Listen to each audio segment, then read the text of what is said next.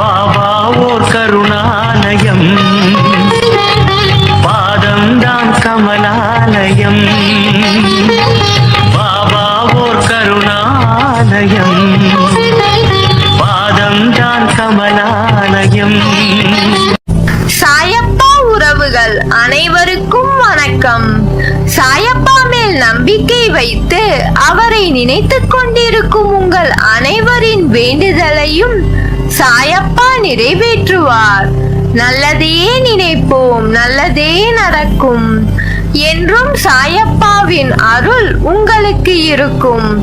நம் மனதிற்கு இதமான சாயப்பாவின் இன்றைய அருள்மொழியை கேட்போமா? அன்பு குழந்தையே, வாழ்க்கையில் ஜெயிப்பதற்கென்று பிறந்த குழந்தை அல்லவா நீ? எடுத்த காரியம் அனைத்திலும் வெற்றி பெறுவாய். அதற்கு என் ஆசி எப்போதும் உண்டு. ஆனால் உன்னிடம் ஒன்றை கூற வேண்டும். சில நாளாக நீ என்ன நினைத்துக் கொண்டிருக்கிறாய்? நிதானம் என்ற ஒன்றை நீ யோசித்து பார்க்கவே மாட்டாயா?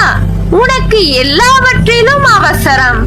அவசரப்பட்டு செய்யும் காரியங்களால் தான் இன்று நிம்மதி இல்லை என்று புலம்பும் அளவிற்கு வந்துள்ளது.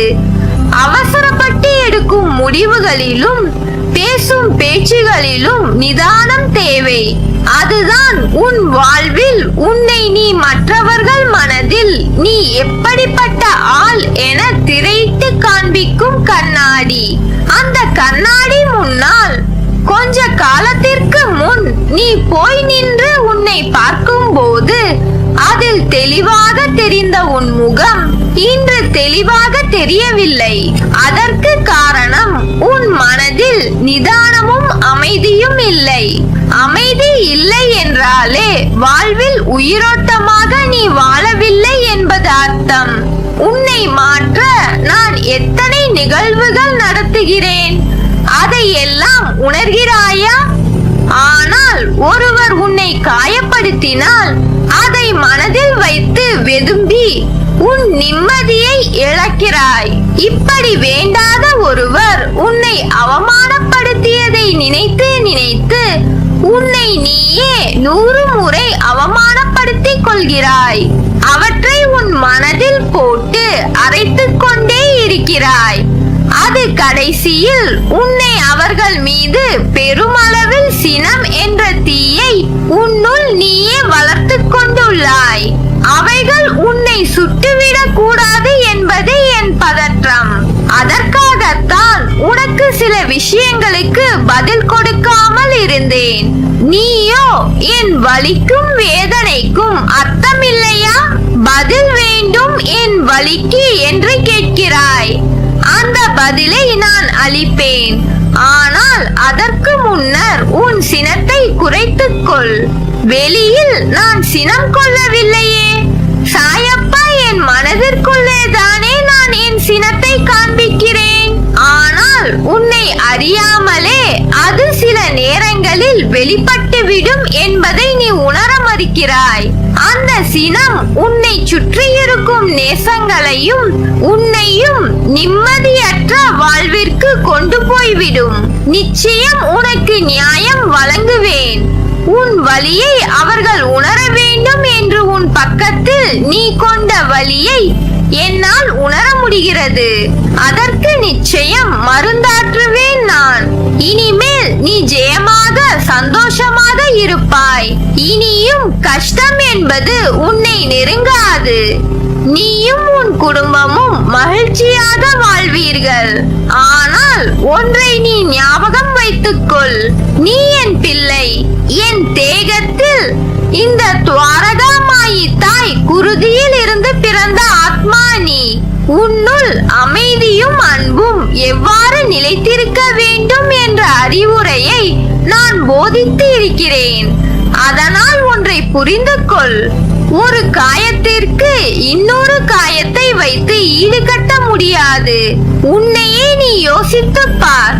உன் கையில் கத்தி கீறிவிட்டது. அந்த காயம் போக வேண்டி இன்னொரு இடத்தில் கீறுவாயா? அதனால் யாருக்கு வலி? உனக்கு தானே. அதே போலவே சினம் கொண்டால் வலி உனக்குதான். ஏனென்றால் உன் மனதில் ஒருவரை முழு மனதோடு வெறுக்கவும் முடியாது, காயப்படுத்தவும் முடியாது. சினத்தால் அவர்கள் அடித்த சொற்களின் வலி உன்னை சுட்டதென்று அதனை சட்டென்று தாங்காமல் அலறுகிறாய். அவற்றின் வெளிப்பாடே உனக்கு உள்ள கோபம்.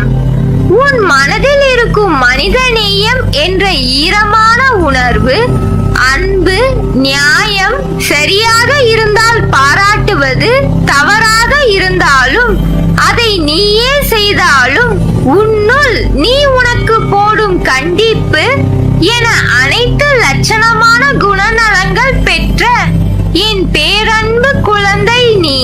அதனால் நீ எதற்கும் பயப்படாதே, கலங்காதே. உன்னில் நிச்சயம் வெற்றி என்ற தீபத்தை ஏற்றுவேன். மிகப்பெரிய அதிர்ஷ்டம் உன்னை தேடி வரும். சுபிட்சமாக வாழ்வாய். இனி உனக்கு எல்லா நாளும் வசந்த காலமே. அதே நேரத்தில் தர்மம் நிலை குலைந்து அதர்மம் நியாயம் செய்கின்ற கலிகாலத்தில் நாம் வாழ்கிறோம். இப்போது நாம் பார்க்கும் எந்த இடத்திலும் நியாயத்திற்கும் நேர்மைக்கும் உண்மையான உழைப்புக்கும் உகந்த பலன் கிடைக்காத சூழல் நிலவுகிறது. நேர்மையாக வாழ்பவர்கள் அலைக்கழிக்கப்படுகிறார்கள். ஏமாற்றுபவர்கள், பொய் பேசுவதை அன்றாட தொழிலாக வைத்திருப்பவர்கள், பிறர் சொத்தை அபகரிப்பவர்கள் ஆகியோர் சீரும் சிறப்புமாய் வாழ்கிறார்கள். நிலை தவறியவர்கள் தங்கள் வாழ்வில் நடக்கிற ஒவ்வொரு நிகழ்வுக்கும் ஜோதிடம், அருள்வாக்கு என சதா அலைகிறார்கள். அதனால் அவர்களின் பிள்ளைகளுடைய வாழ்க்கை கெட்டுவிடுகிறது. இறைவனை நம்பும் மக்களும் நல்லவர்களும் கெட்டு போக கூடாது. கடனிலும் கஷ்டத்திலும் சிக்கி அல்லல் படக்கூடாது. பொய் பேசுபவர்களின் பேச்சை இனியும் நம்பி ஏமாறக்கூடாது என்ற நோக்கில் நம் சாய் நல்லவர்களையும் கருணை மனம் உள்ளவர்களை மட்டும் தேடி பிடித்திருக்கிறார். அப்படித்தான் நீங்களும் நானும் அவரால் பிடிக்கப்பட்டோம். சிட்டுக்குருவியின் காலில் நூலை கட்டி இழுப்பதை போல தன்னிடம் அவர்தான் நம்மை இழுத்தார். அவரே எல்லா நிகழ்வுகளுக்கும் காரணகர்த்தா ஆகும்போது தேவையற்ற முயற்சி, அலைச்சல், குழப்பம் வேண்டாம். அவர் நம்மை விடுதலை செய்து விடுவார். இனி உன் மனம், எண்ணங்கள், செயல்கள், பாதைகள் நல்லதாகவே அமையும். உனது துயரங்கள் விரைவில் ஒரு முடிவுக்கு வரப்போகிறது. தேவையில்லாமல் கண் கலங்க வைக்காதே. மகிழ்ச்சியாக இரு. நான் இருக்கும் போது எதற்காகவும் கலங்காதே. என்னை மீறி எதுவும் நடக்கப் போவதில்லை. உன்னை நான் தேர்ந்தெடுத்து நான் வசிக்கும் இடத்திற்கு வரவழைத்தேன். எப்படிப்பட்ட சூழ்நிலையிலும் கலங்காதே. என் வாக்கு என்றும் பொய்யாகாது. எந்த சூழ்நிலையிலும் உன்னை கைவிட மாட்டேன். நம்பிக்கையோடு இரு.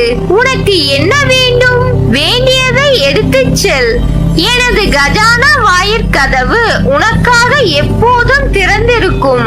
எது உன்னிடத்தில் சேர வேண்டுமோ அது உன்னிடத்தில் தானாகவே வந்து சேர்ந்துவிடும். அனைவரும் வியக்கும் வண்ணம் நீ உயரக்கூடிய கால நேரம் வந்துவிட்டது. நிம்மதியாக மகிழ்ச்சியாக இரு. நல்லதே நடக்கும். நீ என் பரிபூர்ண அருளும் ஆசீர்வாதமும் அன்பும் பெற்ற என் செல்ல பிள்ளை.